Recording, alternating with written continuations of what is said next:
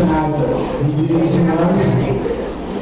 Para continuar, nós também queremos chamar agora o advogado criminalista, professor de graduação do SESMAC, Centro de Superior de Maceió, professor de graduação e pós-graduação em Direito da Universidade Federal de Alagoas, professor de pós-graduação em Psicologia Jurídica Criminal na Faculdade de Psicologia do Centro de Superior de Maceió, mestre em Direito Processual Penal pela Universidade Federal de Pernambuco, pós-graduando em Neuropsicologia pelo Centro de Superior de Maceió, procurador do município de Maceió, presidente da Comissão de Advocacia e Alagoas, poeta e escritor, e também graduando em Psicologia aqui do SESMAC. São as senhoras do advogado criminalista.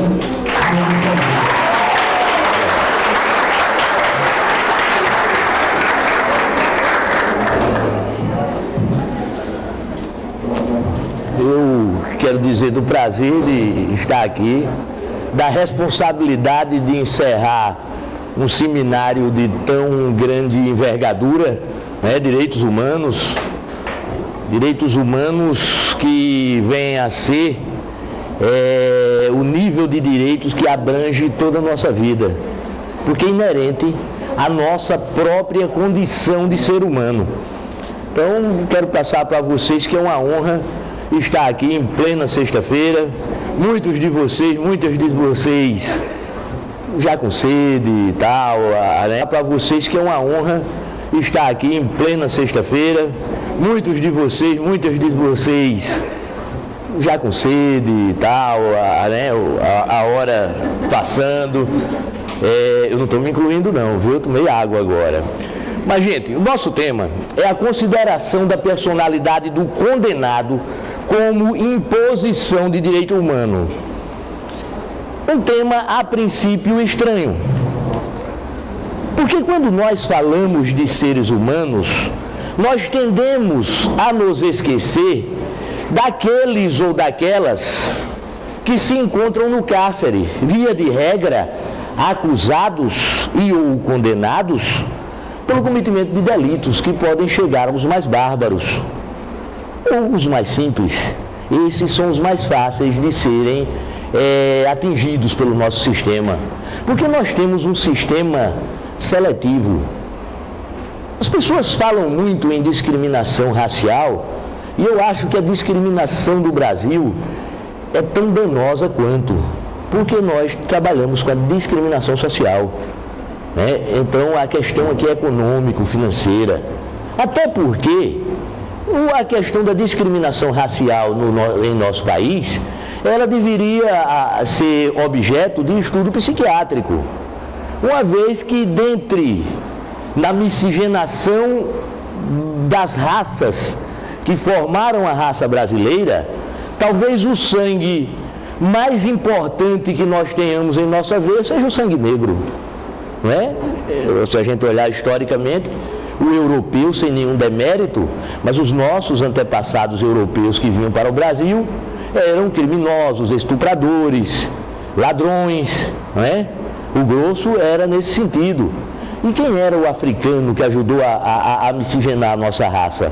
Eram os príncipes, as princesas africanos, né? Que eram derrotados em guerras locais, eram aprisionados, caçados e eram lançados ao Brasil. Então, a base do sangue nosso, das mais nobres, é o sangue negro.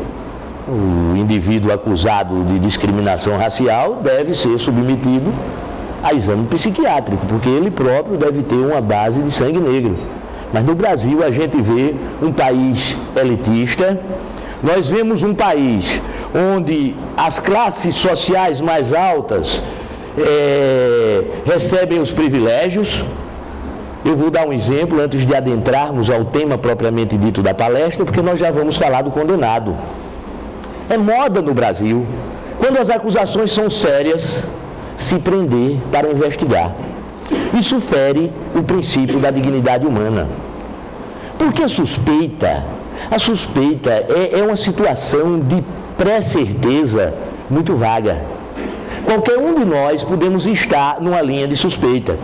É por isso que a Constituição brasileira estabelece, internalizando não genericamente, mas expressamente, um dos direitos humanos, que é a presunção da inocência, o tratamento como inocente.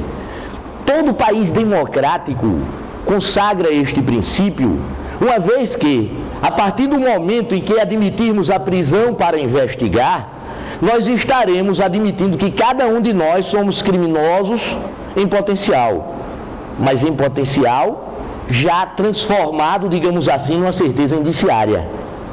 Não é a potencialidade psicológica que todos temos, eu bato muito nisso.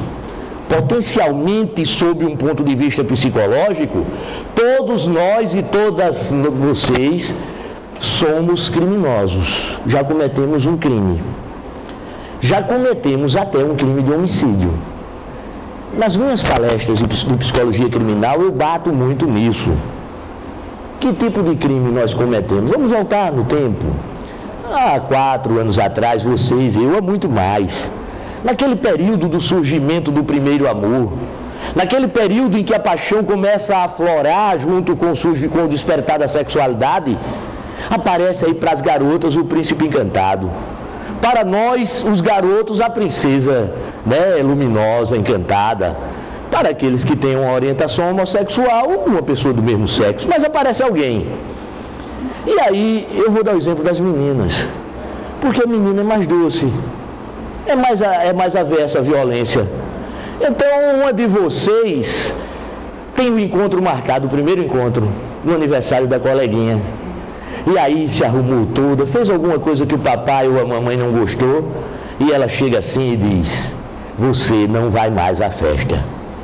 Olha, você cometeu um matricídio, um parricídio várias vezes no seu inconsciente. Você matou a mamãe, matou o papai, agora não passou para o ato. E são essas culpas que nos acompanham a vida toda. Não é? Então, quando eu falo em potencialidade, não é essa potencialidade psicológica. Eu estou falando que não se pode tratar o cidadão como ele sendo um criminoso já passado ao ato sem que haja provas. E é aqui que eu vou fechar o nosso introito. É aqui onde eu vou mostrar a vocês como ocorre no Brasil. No Brasil, qualquer cidadã normal, apesar de nosso sistema dizer que toda prisão deverá ser fundamentada, se colocar, ou se for colocado ou colocada no polo ativo de suspeita do cometimento de um delito que tenha repercussão, vai para a cadeia. É genérico, é assim. É uma forma do Estado responder à sociedade. Ah, o José foi acusado de matar alguém, teve repercussão? Teve. Para que trabalhar procurando criminoso? Mete na cadeia e deixa mofar lá dentro enquanto a gente investiga. Se depois constatar que é inocente, aí desculpe, o cara pode já sair com a esquizofrenia carcerária, com a vida acabada, mas o Estado passa a mão sobre a cabeça: desculpe, perdão, você é inocente, passou 1 ano na cadeia, nós somos ineficientes, vai embora, acabou a vida do cara. Mas é sempre assim? Vamos ver o que é que isso tem a ver com o elitismo da nação brasileira. Está lá o Cachoeira, o homem mais importante do Brasil hoje, está lá preso. Mas as pessoas envolvidas com ele não estão presas. O Demóstenes não está preso. E aí? Esse é presumido inocente até que se prove o contrário. Está vendo a diferença de tratamento? Se o Demóstenes, não estou dizendo que ele deve ser preso não, o certo é como acontece com ele, é que fique solto até que se prove que é criminoso ou não. Mas se o Demóstenes fosse um cidadão comum, um pagador de impostos, ele já estava na cadeia com essa repercussão. E aí depois se ia apurar. Então nós estamos num Brasil em que o indivíduo que deve ser tratado como inocente é tratado como culpado. Você imagine depois de condenado. E aí o que acontece? Segurança pública falida no país. Não vou falar em Alagoas, que é desastroso. Alagoas, a segurança pública é comandada por um conselho inconstitucional. Um conselho de segurança que é presidido por um conselheiro federal da OAB, que tem um outro conselheiro federal da OAB membro, tem um promotor de justiça e um juiz de direito comandando a polícia. Há alguma coisa chamada de princípio da independência dos poderes, né? O judiciário, o controle externo do Ministério Público, o controle externo da polícia pelo Ministério Público fica prejudicado, e o controle indireto da OAB também está prejudicado. Porque como é que eu vou fiscalizar o ato que eu, através de meu representante, cometi ou deixei de cometer? Não é a organização. Então aqui é caótico, o resultado está nas ruas. Está aí, vocês viram recentemente um dos grandes homens do Estado, Dr. Alfredo, assassinado barbaramente, um médico, um salvador de vidas, um senhor já, por falta de segurança, por incompetência do modelo da segurança pública. Policiais mal remunerados, poucos policiais nas ruas, mas isso está se refletindo no Brasil todo, essa desestrutura da segurança pública. Então, nesse sentido, quando aparece um crime, um delito, se lança o cidadão ao cárcere. E se esse cidadão, se essa cidadã não tiver condições de pagar advogado, não tiver condições de ela produzir sua prova, é condenada. Porque é outra falácia. Indúbio pro réu. É tão lindo. Indúbio pro societatis, de fato, é o que existe nos crimes de repercussão. Eu não me lembro de um réu impronunciado por falta de provas. O indúbio pro societatis manda sempre a julgamento pelo júri. E a sociedade sedenta de sangue, porque corre risco nas ruas. Olha como a psicologia interage com o direito. Aí está lá, os representantes da sociedade, sedentos de sangue, pouco olham para a prova. Principalmente se o réu é pobre, porque vem com aquela farda, aquela marca, o estigma de miserável do presídio, o vestido do bandido. Aí eu digo, julgue imparcial e fantasia o cara de bandido sempre na frente. Então é esse o sistema. Eu participei, isso me lembra uma postura, eu participei uma vez de um reconhecimento, onde um sargento da polícia era suspeito do cometimento do crime. Quando eu entrei na delegacia, ia haver o reconhecimento. Estavam lá 4 policiais civis, apaisando, e o sargento fardado, para que a pessoa reconhecesse quem era o sargento que matou. É Alagoas, não é? São os critérios de polícia científica daqui. Então vamos lá, gente. Vou começar pela histórica Declaração Universal dos Direitos Humanos. A partir daí é que nós vamos desenvolver o trabalho para a importância e o que é que está acontecendo em relação ao réu condenado. Ao criminoso, assim considerado por uma sentença judicial.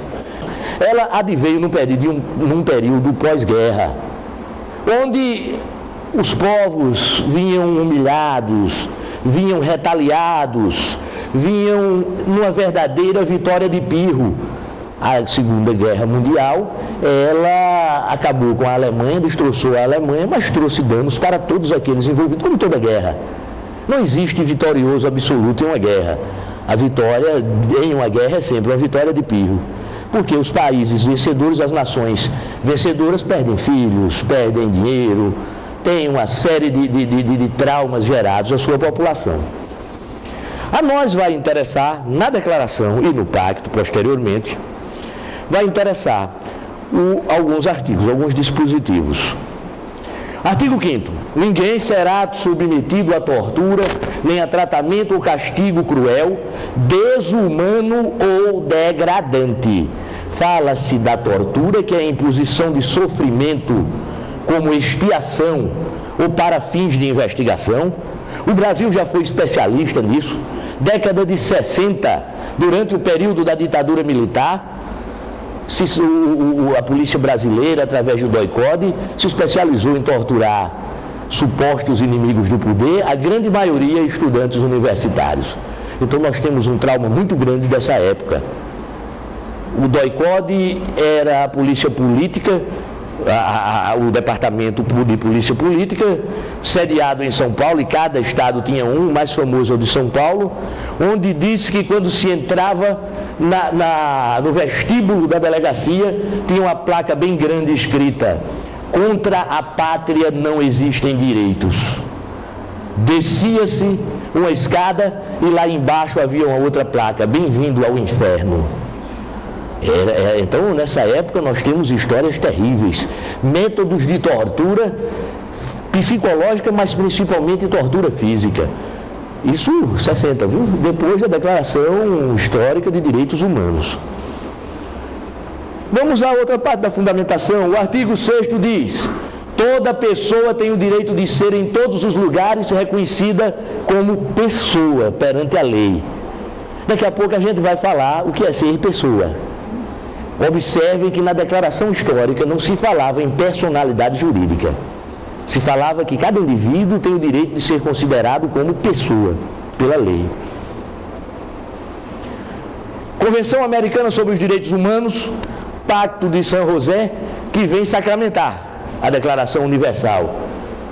Adotada e aberta a assinatura na Conferência Interamericana sobre Direitos Humanos de São José da Costa Rica, em 22 de novembro de 69, é internalizada, trazida ao ordenamento pátrio através do Decreto 678 de 92 e promulga a Convenção Americana sobre os Direitos Humanos. Aqui também tem dispositivos que nos interessam. Direito à integridade pessoal. 1. Toda pessoa tem direito a que se respeite sua integridade física, psíquica e moral. 6. As penas do artigo item 6 do artigo 5º. As penas privativas de liberdade devem ter por finalidade essencial a reforma e a readaptação social dos condenados. Artigo 11 fala da proteção da honra e da dignidade e diz que toda pessoa tem direito ao respeito da sua honra e ao reconhecimento de sua dignidade. Chegamos ao cerne. Eu denominei criminoso de papel. Eu tenho batido muito isso. O criminoso de papel, a virtualização do ser humano condenado. Então vamos aos tópicos. O que vem a ser o criminoso de papel? Nós julgamos no processo crime seres humanos. De um lado e de outro, no polo ativo do delito, quando quem está começando o curso, o polo ativo do delito é o criminoso, o autor do crime. E no polo passivo do delito, a vítima. De um lado ou de outro estão pessoas, via de regra. Raramente você vai encontrar com a responsabilidade objetiva em crimes ambientais uma empresa, por exemplo, uma pessoa jurídica. Mas ainda aí tem um detalhe, seus sócios, o que não acontece no Brasil, necessariamente terão que responder pelo crime. Porque o artigo 29 do Código Penal diz que quem concorre para o crime incorre nas penas a ele cominadas. Então é muito bonito se estabelecer uma responsabilidade objetiva, defendido por grandes escritores, onde se diz, vamos engolir só no bolso. Então a empresa é a responsável, ninguém mais é culpado. A empresa não tem vontade. Sem a participação dos seres humanos que compõem a sua diretoria, ela não comete o crime, não é? Então, aí, na participação, os seus diretores vão responder com base no artigo 29, tranquilamente. Então, vejam bem, mas, via de regra, nós encontramos pessoas que amam, sonham, pensam, raciocinam ou não, se emocionam e vão estar nos dois polos do delito. O crime faz a diferença entre um cidadão normal e um criminoso a partir do que chamamos em psicologia criminal de passagem ao ato. E o que é a passagem ao ato? O processo criminogênico, o processo de formação do crime, do delito, vamos dar uma viajadazinha pela criminologia, levar a romper a relação. Mas ela é bonita demais e eu sou feio demais, não vou achar nunca outra como ela. Contrafator, vou pensar em aceitar a traição, para poder não morrer sozinho. Então vão ter sempre isso, o crime é a mesma coisa. Eu comecei dizendo que cada um de nós já cometemos um crime virtual. Cometemos um crime, eu não vou dizer o termo virtual para não confundir com a criminalidade de informática. Cometemos, digamos assim, um crime não materializado. Porque não chegamos a passar ao ato. Olha, a garota lá, eu mato essa velha, o amor da minha vida. Porque quando a gente é jovem, toda grande paixão é o maior amor da vida. Quando a gente envelhece, a gente sabe que não é. A gente sabe que sempre aparecem outras paixões. Mas quando a gente é jovem, meu Deus, o namorado deu um tapa, mas eu vou levar o tapa porque ele é o príncipe encantado, porque nunca mais outro como ele aparece, ele é o maior amor da minha vida. Você nem viveu, menina. E você também, garoto. Para dizer que é o maior amor da vida, você pode ter mais 50 anos pela frente. Você pode ter um amor concreto. E isso aí representar uma estabilidade de relação conjugal futura. Mas maior amor da vida, isso não existe. Existem grandes paixões. E cada vez que passa o tempo, paixões superam paixões. A vida é dinâmica, não é? Então vejam bem, mas no momento de passar o ato, você não passou o ato, se for normal, né? Se for um psicopata, não, vai botar veneno na comida da mãe depois. Mas se for normal, você não vai passar o ato e ainda vai conviver com a culpa. Ainda vai passar a vida convivendo com a culpa. Essas pequenas culpas de atos que nós não fazemos, mas apenas idealizamos, nós temos no dia a dia. E isso é o segredo dos resultados de tratamentos psicoterápicos, é se trabalhar com essas culpas não materializadas, essas culpas inertes no inconsciente. Mas vamos lá. Então estamos julgando pessoas iguais a nós. Mas o que acontece? No nosso sistema, a gente está julgando nomes em processos. Eu atualizei.